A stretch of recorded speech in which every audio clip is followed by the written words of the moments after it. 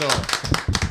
Bienvenidos una vez más al programa que lo pone al tanto, al que lo pone a gozar, al que le informa, al mejor programa favorito de todo el mundo. ¡Vamos a hablar!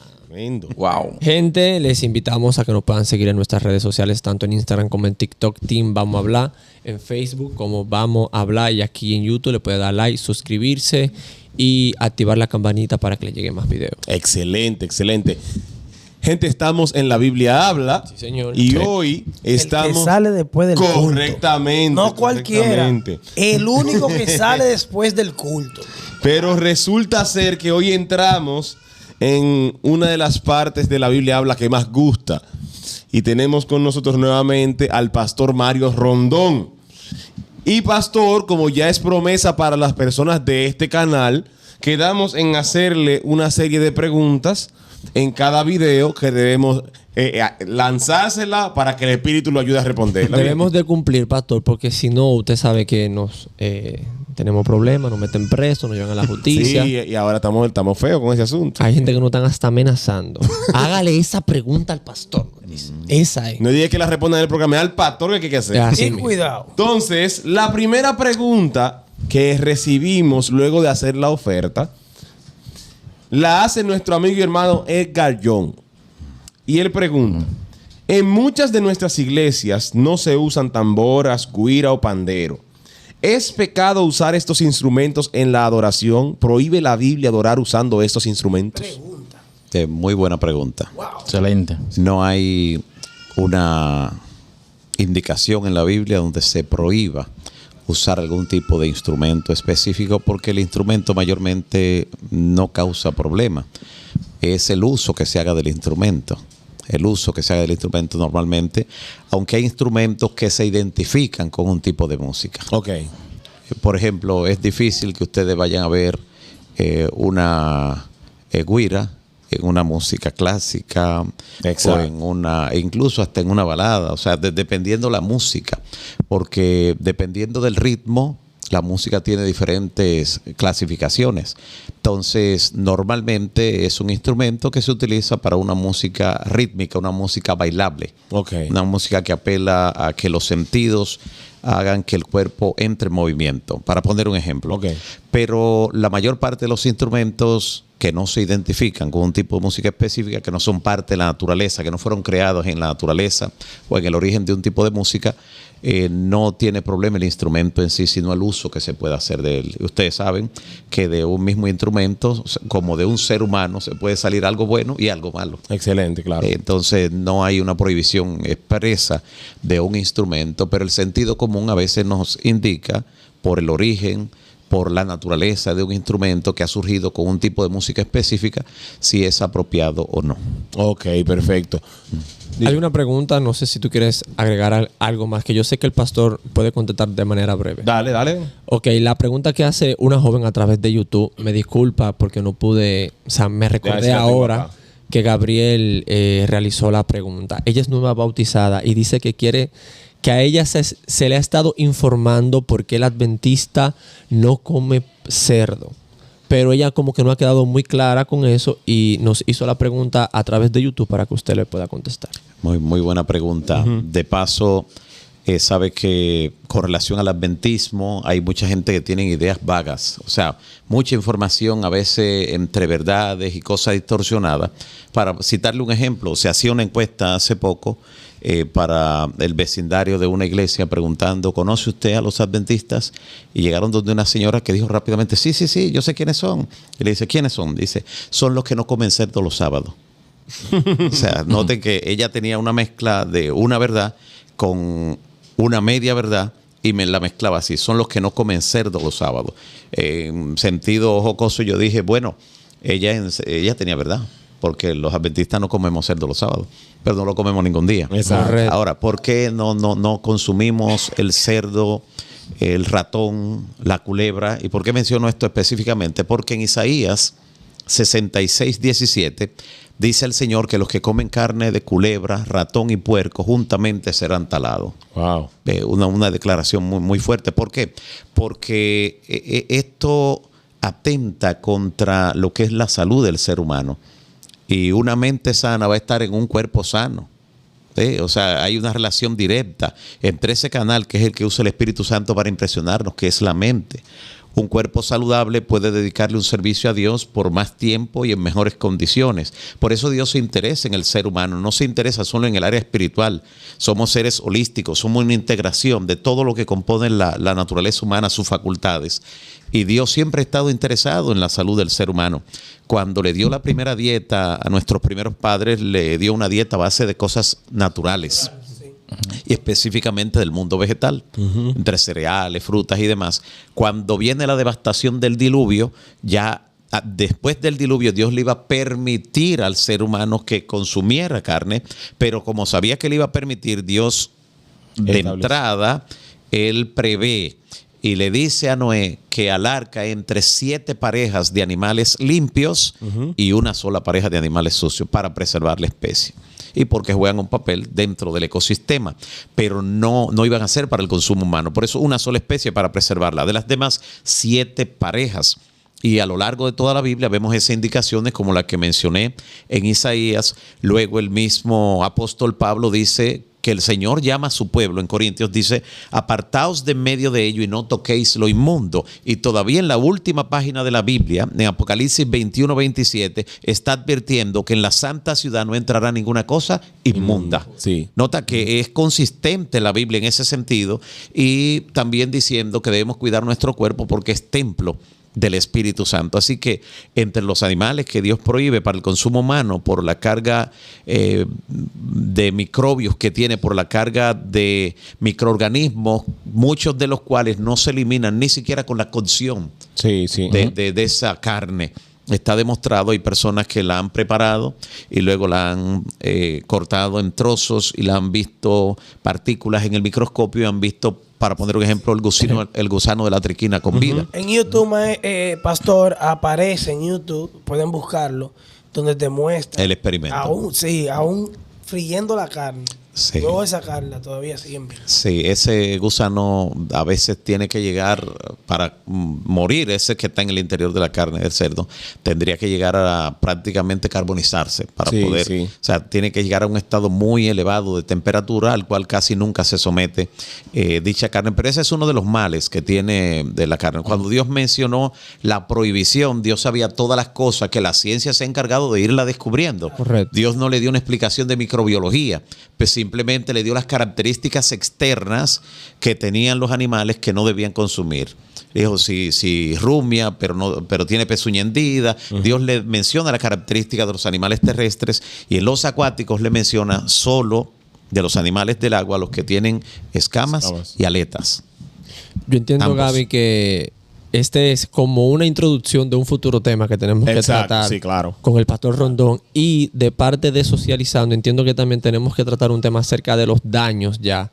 Traer a una persona capacitada, no que solo habla del tema. Correctamente, que solo hable de esos daños que conllevan el consumismo del cerdo. Excelente, excelente. Muy buena propuesta. Entonces, ya pasando al meollo del trabajo de esta noche, Pastor. Hoy vamos a estar tratando el tema de la justificación por la fe. Un tema que muy pocas veces es tratado en la iglesia, pero que de hecho es extremadamente necesario. Entonces, importante. Claro, es de vital importancia. Entonces, Pastor, nos gustaría que de primer plano usted nos explique qué es la justificación con la fe, con qué se come eso. Interesante. Y voy a responder con palabras que son inspiradas. En el libro Testimonios para los Ministros, en la página 456, dice, hace la pregunta, ¿qué es la justificación por la fe? Y responde, es la obra de Dios que abate en el polvo la gloria del hombre y hace por él lo que el hombre no puede hacer por sí mismo. Wow. Repite ese Es asunto. la obra de Dios que abate en el polvo la gloria humana y hace por éste lo que él no puede hacer por sí mismo. Wow. Eso es justificación por la fe. Está diciendo que la salvación es de facturación celestial, es de facturación divina, y que en ese telar que representa la justificación por la fe no hay un solo hilo de confesión humana. todo es celestial. Dios es el que obra la salvación del ser humano. El ser humano no pone nada en la salvación del cual él es objeto. Y eso es lo que está indicando en esa descripción cuando dice que la justificación por la fe es la obra de Dios que abate en el polvo la gloria humana y hace por el hombre lo que él no puede hacer por sí mismo. O sea, dale. Sí, pastor.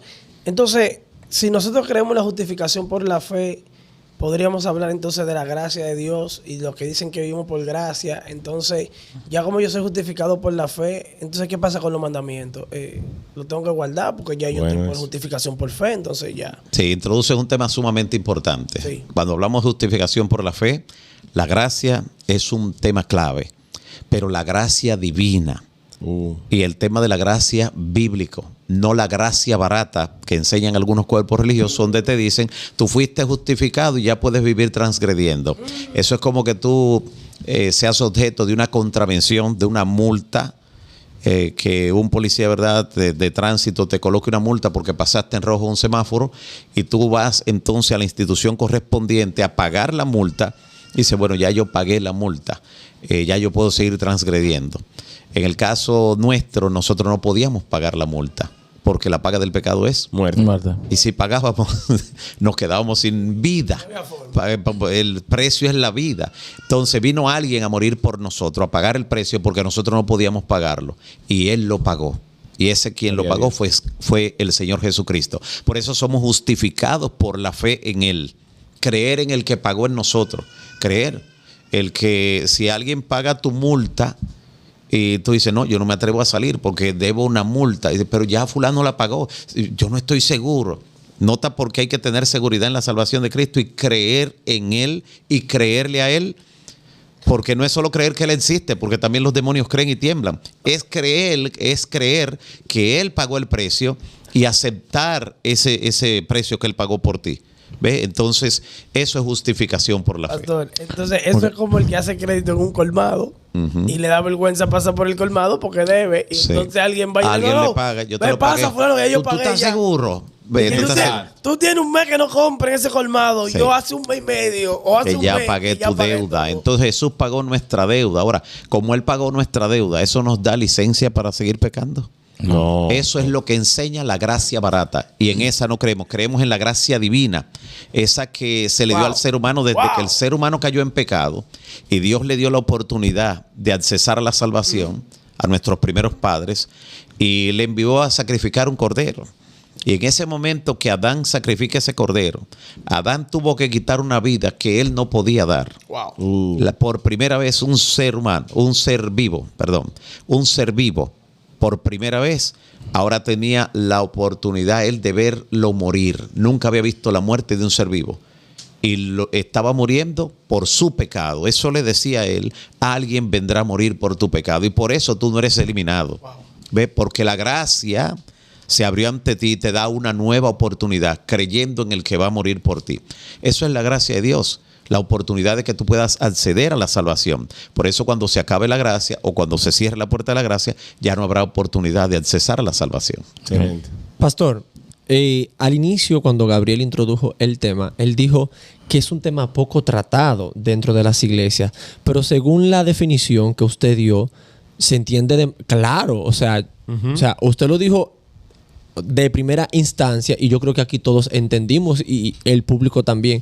Entonces me causa curiosidad porque es un tema poco tratado. Es un asunto que tiene poco dominio de parte de los líderes, de parte de los pastores. Es un asunto de que todavía no se cree en su totalidad porque no se trata con frecuencia. O no despierta el interés también de los Puede ser. Correcto. Sí, realmente el tema se trata. Lo que pasa es que no siempre lleva el título de justificación por la fe per se. Cuando yo hablo de la gracia de Dios, cuando yo hablo de lo que Cristo hizo por mí en la cruz del Calvario, yo estoy hablando de justificación por la fe.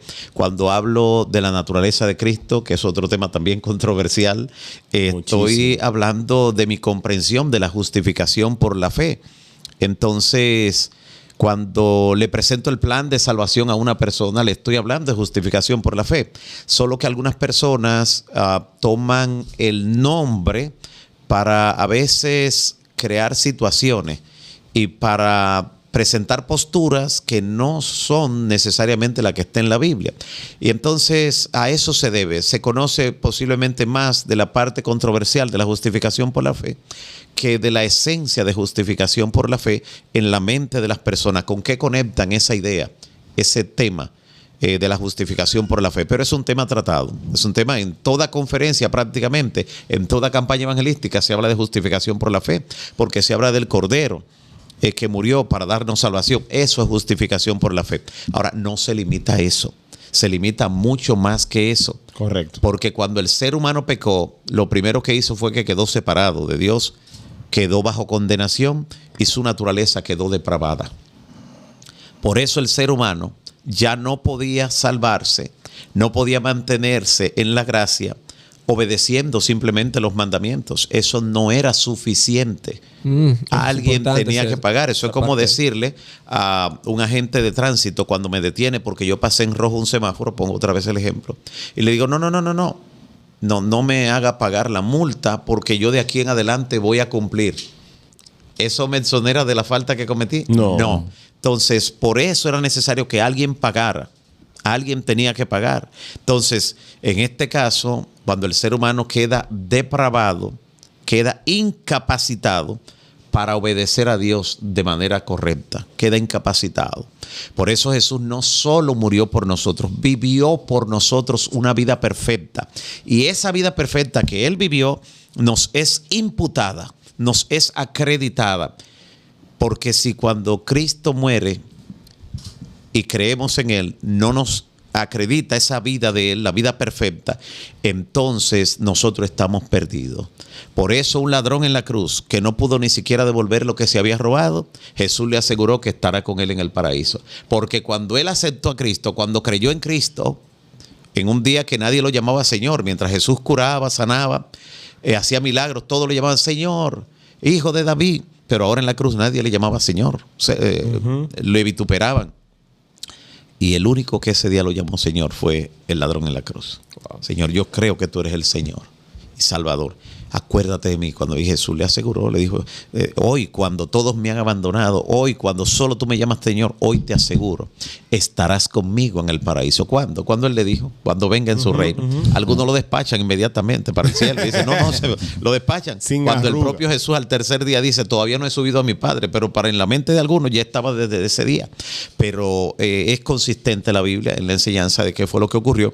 Entonces, ¿por qué Jesús le aseguró la salvación a un ladrón que no pudo devolver lo que se había robado?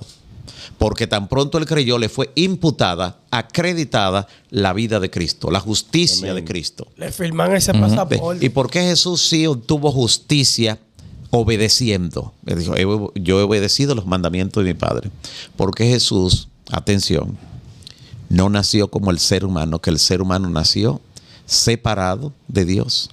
O sea, el ser humano que desciende de Adán, después que Adán pecó, todos nacemos separados de Dios, nacemos con una naturaleza depravada y nacemos también bajo condenación. Jesús no nació ni separado de Dios, ni bajo condenación, ni separado de Dios.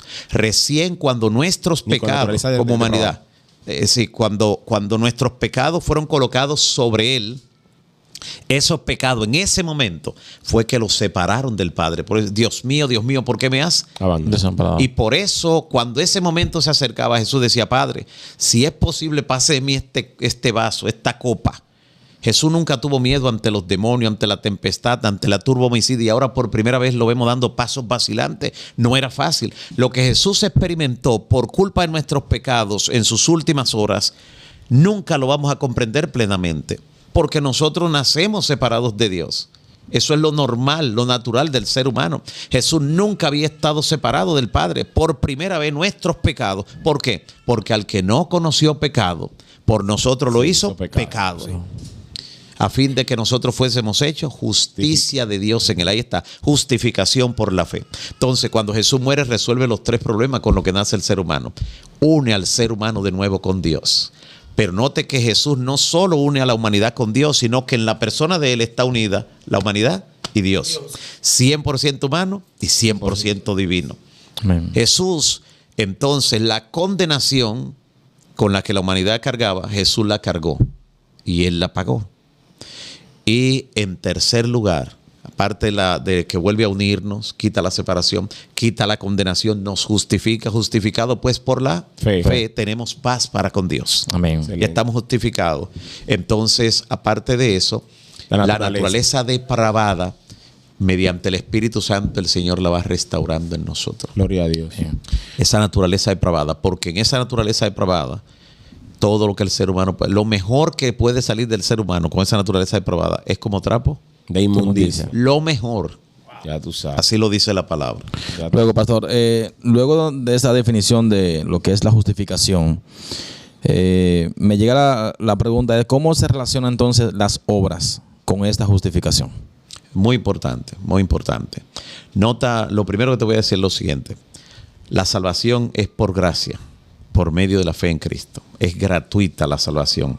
El derecho al cielo es gratuito. Por eso el ladrón en la cruz no tuvo que hacer nada, solo creer en el que salva. E inmediatamente se le aseguró la salvación.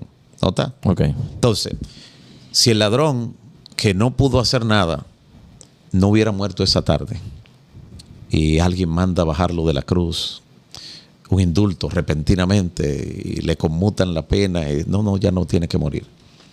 Desde que baje de la cruz, ¿a quién creen ustedes que él iba a seguir? Iba a seguir a Cristo, al que lo salvó, a ese iba a seguir. Las obras de Cristo iba a hacer la misma cosa que hace toda persona que en la Biblia acepta la salvación. Es bautizado, se congrega, o sea, un sinnúmero, porque eso es parte de la vida del que ha creído. Mira cómo se puede entender la obediencia, que mucha gente trata de contrastarla con la gracia. Cuando Dios salva a Israel, sabes que en la salvación, la justificación por la fe en la Biblia, no solo está como lo expresa el Nuevo Testamento, que se cumple en Cristo, sino que en el Antiguo Testamento está en tipologías, en símbolos, en sombras. Y una de esas tipologías es en la historia de Israel. Dios va a salvarlo de la esclavitud. Pero nota que el que Dios utiliza para que vaya a liberar al pueblo no era esclavo. O sea, que el que puede libertarnos a nosotros no puede ser esclavo como nosotros. Hay quienes creen que Jesús tenía una naturaleza depravada como nosotros. Que nació separado y que nació bajo condenación. Si eso hubiera sido así, él mismo hubiera necesitado un Salvador. Hasta mujer le pegan a Jesús. Sí, tú me entiendes. Porque quieren hacerlo un ser humano común y corriente.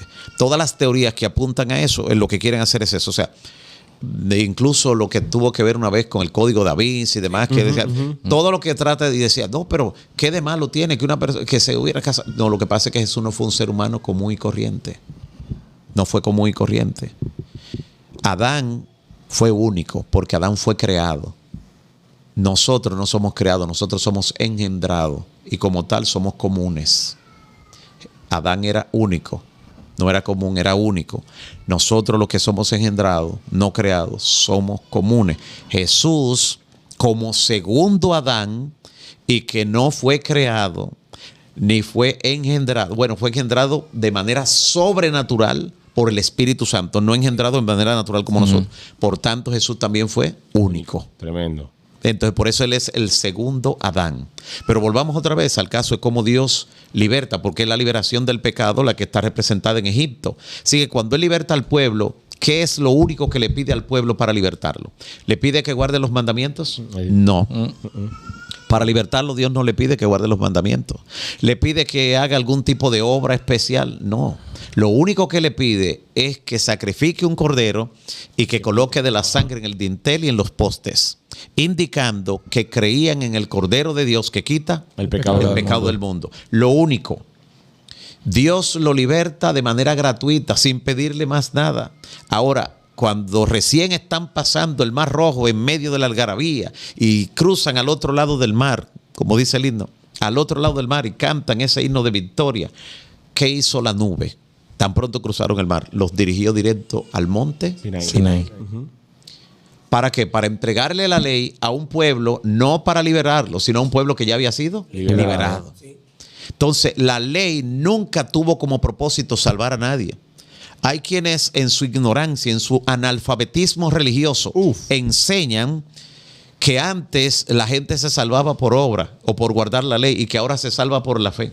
El ser humano siempre se ha salvado por la fe, por ejercer fe en el verdadero Cordero de Dios que quita el pecado del mundo. Por eso en la puerta del Edén, allí frente a la puerta del Edén, era que sacrificaban los corderos, era que ofrecían todo delante de Dios. El ser humano siempre se ha salvado por la fe. Creyó Abraham a Dios y le fue contado por Justicia. ¿Qué fue lo que lo justificó? La fe. Ajá. Que creyó en Dios. Entonces noten que es lo mismo como Dios liberta al pueblo desde Egipto. No le pide que haga otra cosa sino creer en el Cordero. Sencillo eso, los liberta. Ahora, una vez son libres de pura gracia, gratuitamente, entonces los encamina directo al Sinaí para darle una ley. ¿Para qué le da una ley a un pueblo libre? Para que se mantenga libre. ¿En qué se esclaviza la gente? En el pecado. ¿Y qué es el pecado? Transgresión de la ley. Por eso notamos que esa ley preservó a Israel, lo mantuvo libre de una libertad que Dios se la dio gratuita. Ahora la ley los conserva libre y cada vez que volvían a adorar imágenes, a violar el segundo y el primer mandamiento, caían otra vez en esclavitud. Asiria, Babilonia, se lo llevaban deportado a esclavizarlo otra vez. Pero si ya lo libertó una vez, sí, pero para eso le dio la ley, para conservarlo libre. No para libertarlo, porque la libertad solo viene en Cristo. Por eso Jesús dice, si el Hijo os libertare, seréis verdaderamente libres. El Hijo es el que liberta. Y el Hijo, así como Moisés no nació en esclavitud, no fue esclavo y fue el que libertó al pueblo, alguien que no nació en esclavitud del pecado, Cristo es el único que puede libertarnos. Pastor, Wow. los adventistas conocen mucho lo que es 1844. O sea, esa fecha para nosotros es icónica. Sin embargo, hay otra fecha que debe ser o es igual de importante, que es 1888 y el Congreso de Minneapolis. Pero ¿qué sucede? Que a diferencia de 1844, que es muy conocida, 1888, ese mensaje como que no es muy conocido. O sea, la pregunta es, ¿qué pasó ahí y por qué es tan importante el 1888 y el Congreso Adventista de Minneapolis? Adelante. Sí, es importante porque hasta ese momento el énfasis mayor que hacíamos como iglesia era en la obediencia. Sí. ¿Por qué? Porque justamente los demás religiosos, las demás iglesias que la Biblia le llama Babilonia, al conglomerado de iglesias que no obedecen la ley de Dios, que practican una religión a su acomodo, como si fuera un traje a su medida. Por eso hay tantas denominaciones dentro de la iglesia cristiana, dentro de la cristiandad, porque cada uno ha tratado de acomodar. ¿Y qué dice la Biblia? Porque alguien puede decir, no, pero ¿y si esa gente está buscando de Dios de corazón y son sinceros en su ignorancia? Lo que pasa es que la mayor parte de la gente no es ignorante a la ley de Dios, uno. Y número dos, dice la Biblia en Proverbios 28:9, que el que aparta su oído para no obedecer la ley, hasta su oración es abominable. ¿Cómo así, pastor? Así es, o sea que hasta su oración, la oración es posiblemente dentro de la adoración, el acto que puede ser más común entre todas las iglesias, entre todas las denominaciones, es el acto de abrir el corazón a Dios como a un amigo. Y que qué cosa más piadosa orar. Pero si el que está orando es una persona que ha dado la espalda a la ley de Dios y pretende que en desobediencia puede reclamar las promesas de Dios, eso no es fe, eso es presunción. Reclamar las promesas de Dios en desobediencia. Yo declaro Sí. que viene tal cosa. Y quizás fornicando, en qué sé yo qué, y declarar. Sí, entonces por eso es que cuando como pueblo restauramos esa verdad, porque Dios nos levantó para reparar las verdades que el cuerno pequeño había pisoteado en la Edad Media, el sistema de la iglesia romana que echó por tierra la verdad, eso fue profetizado en Daniel capítulo 8. Ahí se hablaba de que las verdades del santuario iban a ser echadas por tierra. Y entonces cuando uno de los santos que habla allí dice, pero ¿hasta cuándo se le va a permitir eso? Y se le dice, ¿hasta cuándo? Hasta 2300 días de tardes y mañanas, y el templo, el santuario con sus verdades serían restaurados. Somos llamados como pueblo en 1844 a restaurar las verdades. Sí. La justificación por la fe fue prácticamente restaurada por Martín Lutero. Y cada una de las demás verdades por los demás reformadores magisteriales como Zwinglio, Knox, Calvino, entre otros. Pero había una verdad que todavía no se había descubierto y había una razón. Espérate, pastor, porque ahora usted me dice, Martín Lutero habla de la justificación por la fe. Exactamente. pero usted me dice que en 1888 sucedió algo muy importante con la justificación por la fe. Sí, dentro ahora- del pueblo de Dios. Lo que hizo Martín Sí, Lutero porque- fue dentro de la cristiandad. Ok. De manera Esto- general, sí, en el movimiento cristiano como tal. Exactamente. Y entonces en el 88, entonces dentro de lo que es la iglesia pueblo de- adventista del séptimo Exactamente, día. porque el énfasis que te Sí, estoy haciendo es sí. el siguiente. ¿Por qué desde 1844, cuando Dios levanta el movimiento, Sí. por qué el énfasis marcado en la ley? Es porque había una razón. ¿Dónde entra Jesús en 1844? En el santuario celestial. Lugar santísimo. ¿Y cuál es el único mueble que hay en el lugar El santísimo? arca del El arca. ¿Y qué hay dentro del arca? La ley de Dios. La ley. La ley. Entonces, en el año, justamente cuando Jesús entra a ese lugar, los que siguen al Cordero por donde quiera que vaya, entran detrás de él, que descubren que había allí que la cristiandad había descuidado. La ley. La Ah. ley. Entonces, por eso comenzamos a predicar la ley con ese énfasis. Era necesario. Porque cuando dice la Biblia, temed a Dios, que eso lo estudiamos otro día, temed a Dios, ya vimos que eso significa guarden los mandamientos. Sí. Temer a Dios es lo mismo que guardar los mandamientos. Por eso Salomón dice, teme a Dios y guarda sus mandamientos, porque eso es el todo del hombre. Entonces, con ese énfasis lo hacemos, pero en 1888, en el Congreso, ¿Qué pasó, pastor? En el Porque Congreso de Minneapolis. Don Sinforoso entró ahora y vio a la nieta viendo esto. Y dijo, esto es la cosa de los relajos que ustedes Sí. tienen. Y cuando él se dio cuenta que era usted que estaba ahí, se sentó. Pero él tiene mucho tiempo en la iglesia, pero Sinforoso no sabe qué fue lo que pasó. ya, en nuestra iglesia realiza un congreso general cada cierto tiempo. Ahora, por ejemplo, cada 5 años. Cada 5 años se realiza un congreso general de nuestra iglesia donde van delegados del mundo entero para elegir lo que son las autoridades a nivel mundial, a nivel global de nuestra iglesia, a nivel regional también, Ok. en las divisiones. Eso se hace cada 5 años. Pues en 1888 se estaba celebrando un congreso en Minneapolis, en los Estados Unidos, donde fueron delegados de diferentes partes representando la iglesia. Y en ese marco, allí, que es donde Dios habla a través de los representantes allí, porque Dios habla en su pueblo reunido. Cuando la iglesia está reunida así, ahí es donde Dios habla. Y en ese momento, 2 de nuestros pastores, Waggoner y Jones, como se le conoce por su apellido, Waggoner y Jones, presentaron ese mensaje en forma clara. Porque yo le he dicho ahorita, cuando uno habla de la salvación, cuando uno habla del plan de redención, está hablando de justificación por la fe, pero hablarlo de manera clara, ¿qué es lo que hace de la justificación por la fe en el ser humano? Como inicié diciendo, es la obra de Dios que abate en el polvo la gloria del hombre y hace por lo que él no puede hacer por sí mismo. O sea, mostrar que el ser humano no puede hacer nada para su salvación, porque el énfasis era tan marcado en la obediencia, porque los demás no estaban obedeciendo, que algunos llegarían a pensar que obedeciendo se iban a salvar. Entonces este mensaje vino a traer un equilibrio, a decirles, recuerden, yo sé que lo saben, pero que no se le vaya a olvidar que la salvación solamente está en Cristo. Que lo que hacemos no es para ser salvos, sino porque ya somos salvos. Y porque si alguno está en Cristo, es una nueva criatura. Por eso somos salvos. Se presentó de manera clara el mensaje de justificación por la fe. Y es importante entonces ver lo siguiente. Hubo una oposición marcada, porque lo veían como un tema un tanto liberal para el tiempo. Sin embargo, es el mensaje que nos dice lo que Cristo hizo para salvarnos. Es un mensaje sumamente importante, mensaje de justificación por la fe. Hoy hay algunas personas que han querido rellenar el mensaje con otras cosas, con otros aditivos, pero el mensaje de justificación por la fe lo que dice es eso. Jesús es el único que puede salvar al ser humano. Excelente. ¿Significa eso que se salve en desobediencia? No. ¿Pero significa que obedeciendo que se salva? Tampoco.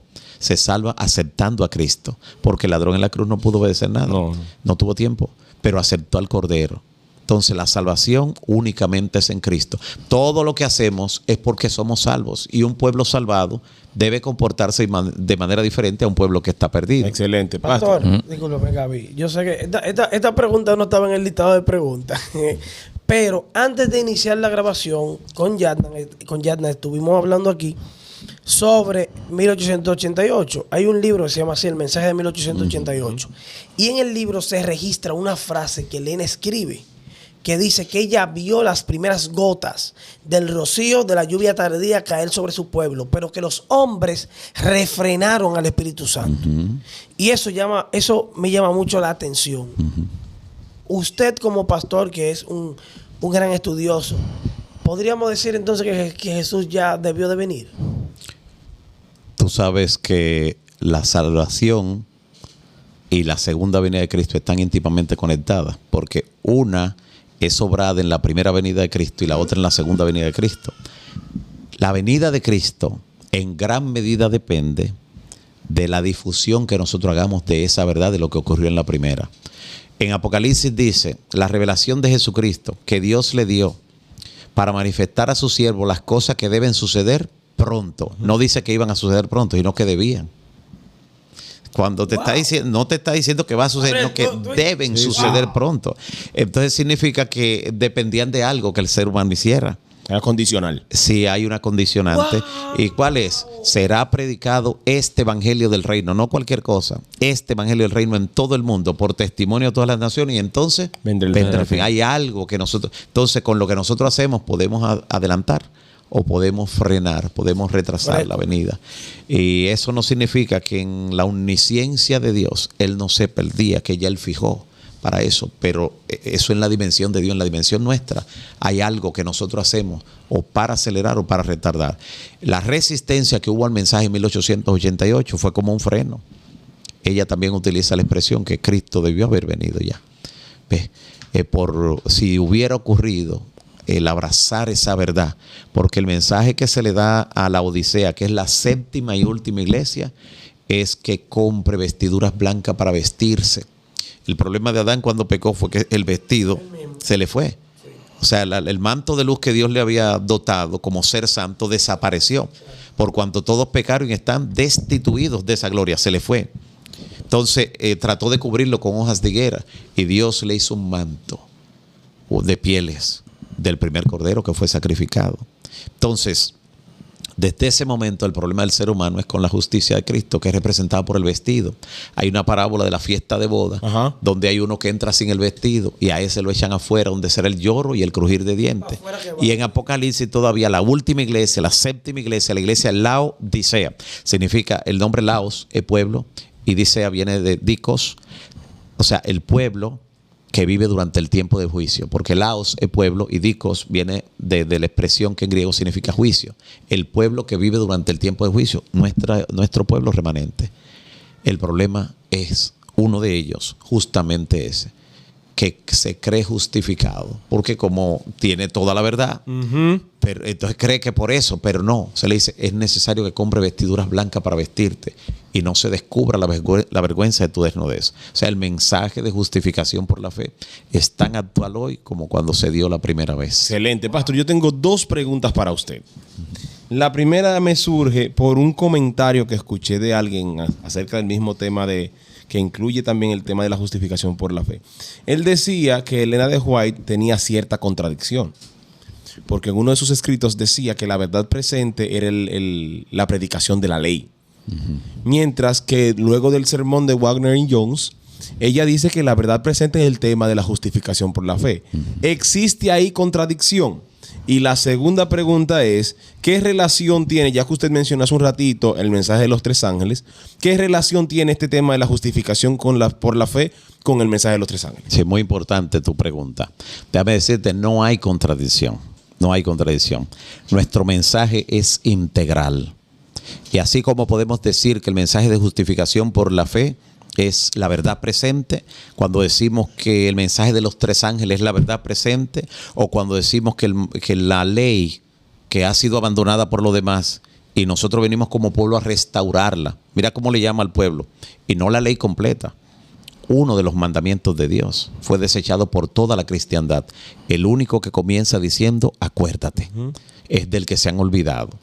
Y el Señor dice en Isaías capítulo 56, capítulo 58, que al pueblo que iba a restaurar esa verdad el sábado, dice, y ustedes serán llamados reparadores de portillo. O sea, nosotros surgimos como pueblo para restaurar y reparar las verdades que fueron pisoteadas. Entonces, una verdad que fue descuidada, que le estamos trayendo ahora al tapete, es una verdad presente. Excelente. Es una verdad presente. Y la Biblia no te va a hablar de verdades, te va a hablar de verdad así en forma singular. Y cada uno de esos componentes, la ley, que es parte del mensaje de los tres ángeles. Ya lo vimos cuando dice te meta Dios. Entonces, el mensaje de los tres ángeles, el mismo mensaje pro salud, que es el brazo derecho del mensaje del tercer ángel, lo que tiene que ver con la justificación por la fe, está allí integrado, el mensaje de justificación por la fe. Entonces, todo eso, cuando se dice que es verdad presente, no es entrando en contradicción con la otra. Alguien podría decir, bueno, el apóstol Pablo dice que nadie se va a salvar si no es por la justicia de Cristo. En otro lugar te va a decir que nadie se va a salvar en desobediencia. ¿Se contradice Pablo? No. Es que cada cosa tiene su contexto. Así que no hay contradicción en ello. Así como pueblo tenemos una verdad que es integral, cada componente de ello es parte de la verdad presente. Perfecto. Pastor, Sí. y entonces, ¿qué no es? Oiga bien este No, asunto. espérate, él no me respondió la otra. Ah, no, La no, segunda, no. hizo Arranca, dos. arranca. Adelante, refresca. La otra era, ¿qué relación tenía el asunto con el mensaje de los tres ángeles? Exacto. La justificación Ajá. por la fe. Es una relación pero muy estrecha. Cuando dice, mira, temed a Dios y dadle gloria, porque la hora de su juicio ha llegado. Cuando te dice que le dé gloria, ¿cómo tú le puedes dar gloria a Dios si Él la tiene toda y tú no tienes ninguna? Porque el ser humano fue destituido de la gloria. La única forma de darle gloria a Dios es reflejando su carácter. Tremendo. Y la única forma en que podemos reflejar su carácter es permitiendo que Dios haga esa transformación en nosotros. Excelente. Nosotros no podemos hacerlo. Por eso cuando el mensaje comienza, dice el evangelio eterno. ¿Por qué eterno? Porque es el mensaje que se ha predicado desde siempre. No como algunos creen que ahora es una forma y de otra. No. Siempre ha sido por el cordero. En la antigüedad, por un cordero animal que sacrificaban, apuntando al cordero que habría de venir. Una vez vino el verdadero cordero, ya no tenemos que sacrificar, sino creer en el verdadero cordero. Porque ya el tipo se encontró con el antitipo, el cuerpo con la sombra. Así que por eso justificación por la fe está tan íntimamente ligado con el mensaje del tercer ángel. Y aun cuando se estén derramando las 7 plagas, vemos en Apocalipsis 16 que dice, bienaventurado el que vela y guarda sus ropas para que no descubra la vergüenza de su desnudez. Sabemos que los que van a recibir las 7 plagas son los que estén en desobediencia, lo sabemos. Claro. Pero allí, nota que no dice bienaventurados los que guardan. Ahí no, está diciendo la justificación por la fe. Porque lo que nos preserva es la justificación por la fe. Lo que hizo que el ángel de la muerte, cuando pasó la noche aquella en Egipto, a medianoche, matando a los primogénitos, no matara a los primogénitos del pueblo de Dios, no fue que estaban guardando los mandamientos. Es que la sangre estaba en el dintel de los postes. O sea, lo que nos va a preservar de la destrucción final es la justificación por la fe. Wow. Y ese pueblo que es justificado por la fe estará obedeciendo. Claro que sí.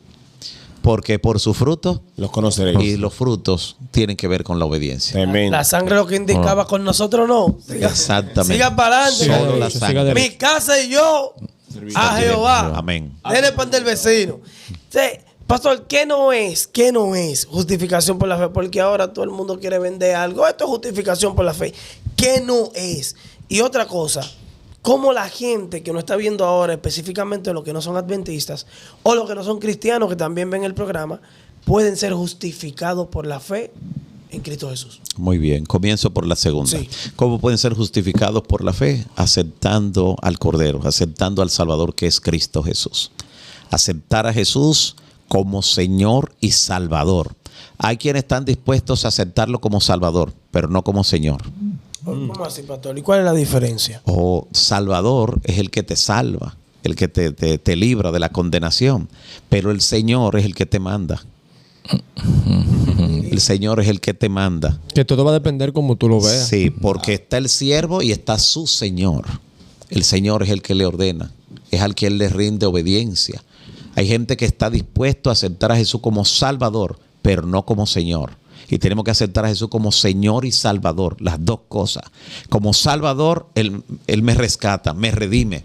Como Señor, Él es quien me manda ahora, Él es quien decide. Por eso Él dijo, si me amáis, guardad mis mandamientos. O sea, Él es mi Señor y me pide que guarde sus mandamientos. Él me salvó. Y una vez salvo, ahora yo no solo lo veo como mi Salvador, sino como mi Señor. ¿Qué tú quieres que haga, Señor? ¿Qué fue lo que preguntó Saulo? ¿Qué quieres que haga, Señor? De todo lo que Él me diga que haga. Y ahí está la instrucción en su palabra.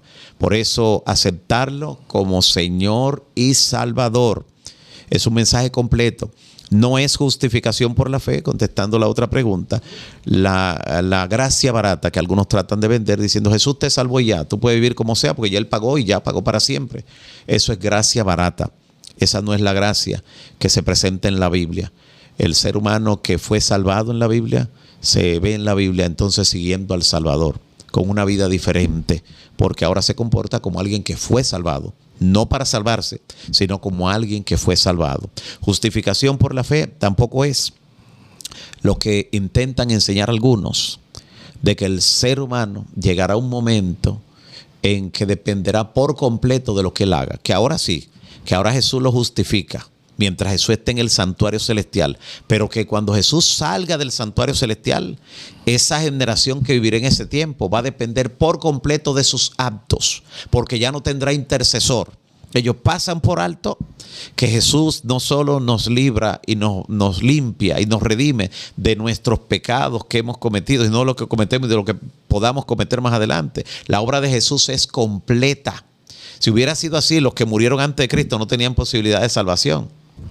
O los que vivieron antes de que Jesús estuviera intercediendo en el santuario. Pero no, porque esa obra es tan perfecta que abarca a la humanidad entera. Para todo el mundo. Y todo el mundo y todo tiempo. Pero hay quienes enseñan, bajo la muletilla de justificación por la fe, que eso llega hasta que Jesús abandona el santuario celestial, hasta que termina la gracia, que allí en adelante el ser humano, sálvese quien pueda. O sea, cada uno se va a salvar por lo que haga. Y de ahí ellos entonces hablan de una generación, de una generación perfecta. De una generación perfecta que vivirá, que tiene que ser perfecta porque no habrá intercesor, dicen ellos. Eso no es justificación por la fe. Wow. No es justificación por la fe. Pastor, ese mensaje de justificación por la fe falso que se ha llevado, que usted menciona, que esas personas que predican que tú puedes vivir como tú quieras porque ya Cristo te salvó. Eso ha llevado también a muchas personas a creer y a vivir como ellos les da la gana. Y al final ellos dicen que eso se dice mucho, y yo sé que muchas personas que nos están viendo también lo han escuchado, que dicen de que no, yo en el último momento de mi vida, ahí mismo yo me arrepiento y ya. Pero yo gocé mi vida todos estos años y simplemente ahí en mi lecho yo digo, Cristo, perdóname y ya, yo me voy a salvar. ¿Qué mensaje usted tiene para esa persona? Eso es como el que comete un crimen con premeditación y alevosía. La condenación es mayor.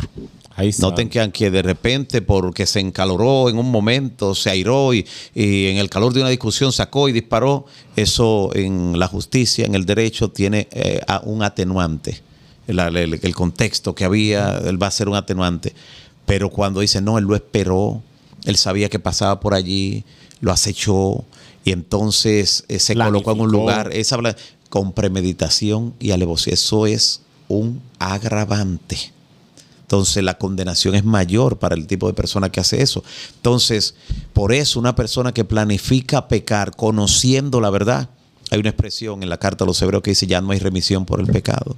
Porque dice en segunda de Pedro capítulo 2 del 20 al 22, dice que el que peca voluntariamente puede haber conocido la verdad.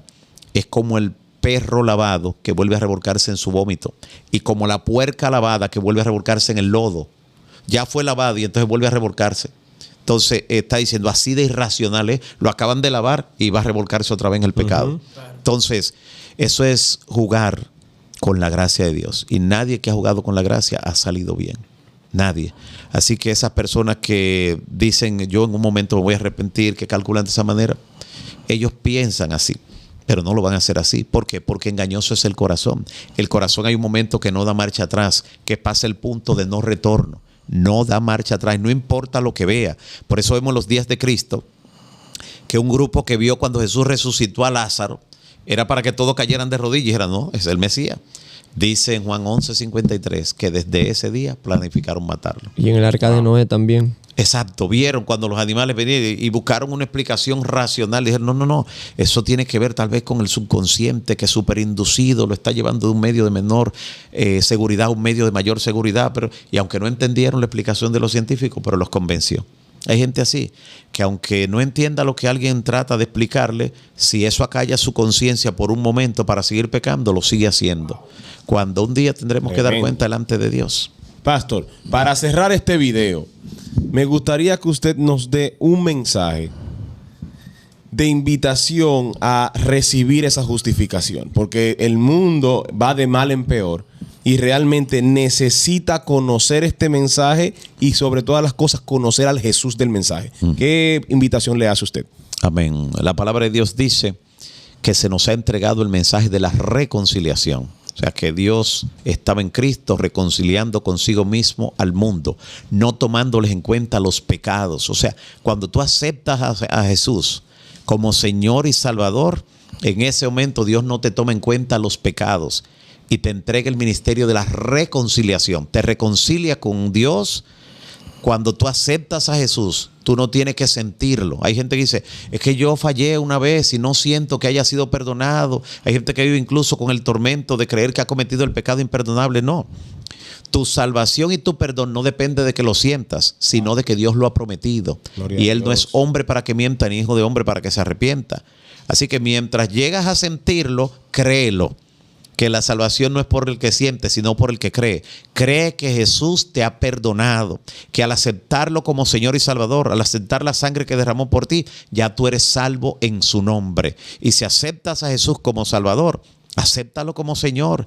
Está dispuesto a que Él sea quien mande en tu vida, que Él gobierne tu vida. ¿Por qué? Porque si Jesús no es que gobierna tu vida, la va a gobernar el otro. Jesús dijo, el que conmigo no es contra mí. El que conmigo no recoge, desparrama. No hay una posición intermedia. Es por eso que Jesús quiere que le sirvamos y le obedezcamos a Él. No para perjuicio nuestro, sino para beneficio nuestro. Sirviéndole a Él, tenemos perdón, salvación y vida eterna. Pero desde que aceptas a Jesús como tu Salvador y decides aceptarlo como Señor y Salvador, inmediatamente hay un lugar para ti en el reino de los cielos. Él te entrega la salvación gratuita, sin hacer nada. De ahí en adelante te toca conservarte en ese camino de la salvación. Jesús dice, el que a mí viene, no le echo fuera. Mis ovejas oyen mi voz, vienen a mí y nadie las arrebatará de mi mano. Nadie puede arrebatarte la mano de Jesús. Pero estar en la mano de Jesús es como estar en un carro que tiene seguro por dentro. El enemigo puede venir y no puede sacarte, a menos que tú quites el seguro y salgas. Jesús te ha salvado. Jesús murió para darte perdón, salvación y vida eterna, para unirte con Dios, para restaurar tu naturaleza depravada, para que crezcas en santidad. Y número 3, para quitarte la condenación, para que no tengas que morir. Él murió la muerte que teníamos que morir, para que hoy tengamos la oportunidad de vivir la vida que solo Él merece vivir en el reino de los cielos. Amén. Jesús te perdonó, acepta el perdón, cree en el perdón, aunque no lo sientas, créelo, que Él así lo ha prometido. El ladrón pudo haber dicho allí en la cruz, es que yo no siento, porque es que no he devuelto aquello, me siento... No, Jesús lo prometió y Él lo creyó. Cree en Jesús y créele a Jesús y tendrás paz. Gloria a Dios, gloria a Dios. Mi gente, esto fue La Biblia Habla. No se pierde el video de la semana que viene, que venimos con un tema que si casi mente no se trata, al otro se le corre. Entonces, las preguntas también, las preguntas Gabriel, no dejen de hacerlas, porque la semana próxima seguimos con las que enviaron en ese mismo orden. Así que nos vemos la próxima semana. Dios les bendiga. La Biblia habla y la Biblia habló.